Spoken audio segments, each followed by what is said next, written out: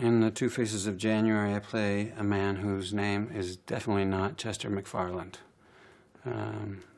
Although at first it seems that that is his name. You find out later that this is a man who's had many names and is accustomed to changing his identity and changing his location.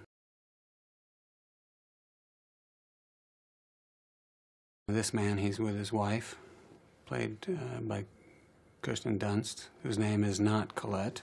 We never find out. What's the beauty of the stories? You're never really sure what their names are, much less where they're really from. It's not just my character. It's also Kirsten's character and Oscar's character, who subvert your expectations, I think, as an audience. All three characters, in very interesting ways, run out of luck. And it's how you get there that's what the story's about.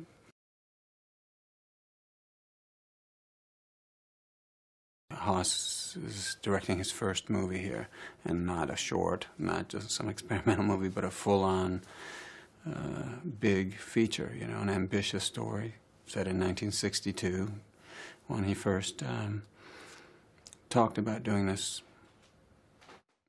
project. You know, this is 2-3 years ago almost now. I read the script and thought it was very clever, really well written.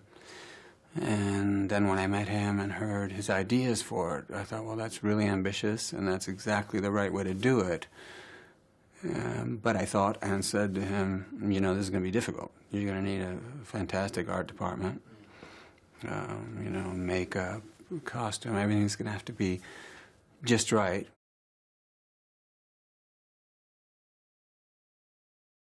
I don't think anyone ever felt like it was a first-time director. I mean, he prepared so well, made the most of the opportunity to shoot this movie to such an extent that the first day just felt like a continuation of a process of getting ready, of already working together.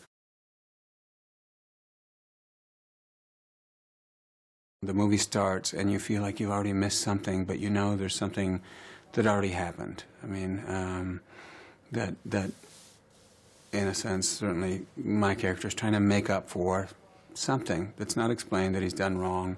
It's going to be okay now, we're going to have a good time, and he goes out of his way to take his wife to these beautiful places and stay in very nice hotels, but there's a certain tension underneath.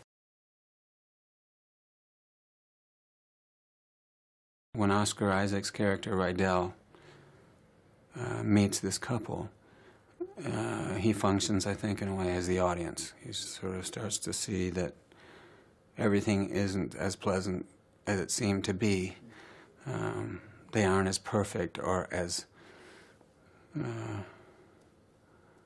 friendly as they seem to be at first, you know. And after a bit, there's a certain paranoia that creeps in. There's a certain restlessness, you know, which then becomes, you know, real trouble. Also for Rydal, he gets mixed up in something that he never would have wanted to get mixed up in. The script is really good, and the preparation, I think, by everyone was really, really good for this movie. And that gives you a certain amount of freedom, especially when the director's saying, I trust what you're doing, and I'll make adjustments when I need to. So there was a looseness, and I think from that looseness there's more of a human quality than you often see in period pieces. Period pieces. It's a little more raw and messier than you'd expect for this kind of movie. It'll have a certain, I suppose, from the poster, from the trailer, it'll feel, I suspect, correct and interesting and dramatic, and then these people behave in ways that sometimes you just look away. Not, hopefully, because it's bad acting, but you look away because it's a little too close to the bone. I didn't know Oscar or Kirsten before starting this, and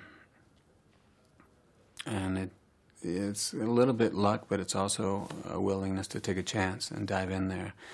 And when all three of us did that, which was, I think, almost always, the other, there's a safety net there. Just, whether it's two of us working at a time or all three of us, there was a good chemistry, a good dynamic between us, because it didn't matter if someone sort of went off the rails a little bit.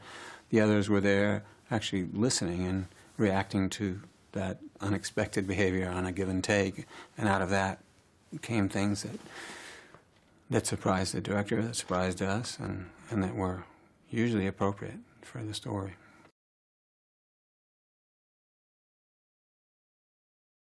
I think it's going to be one of those movies that will be a lot of fun to watch a second time as well, because knowing what happens, then you're going to be looking for all those little things. You'll catch a lot of them as you go along the first time, but I think the second time, I think it'll be really fun to watch.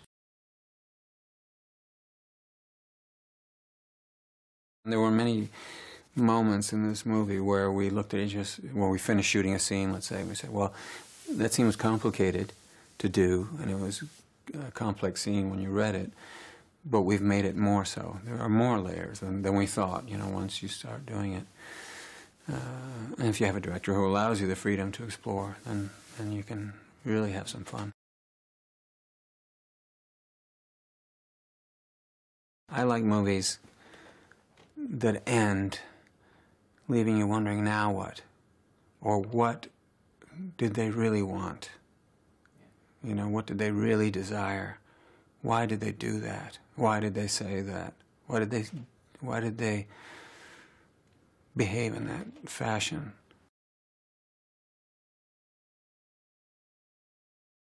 And that's why I think it's a true film noir movie, because all the characters are flawed. All of the characters have regrets. All of the characters make mistakes. We often said to each other, we are so lucky. Look where we are. Look what we're doing. Look at the places we're seeing as we're doing this. And for an actor, it's obviously very helpful. When you're shooting in Knossos, you're really there. Or you're in the Parthenon on the Acropolis. You are in the Gran Bazar in Istanbul, Turkey, running for your life. It makes a big difference. I think that when people see this movie, they'll look at it that way. They'll say, wow, this is the way movies used to look. They used to be in these places. They used to look that way. And actors will probably look at it. I would, if I wasn't in this movie, I would look at it and go, wow, I would love to do a movie like that. And hopefully, film lovers, people who like really good movies, will appreciate the fact that it not only looks right and we went to those places, but these are real people. Real, flawed, surprising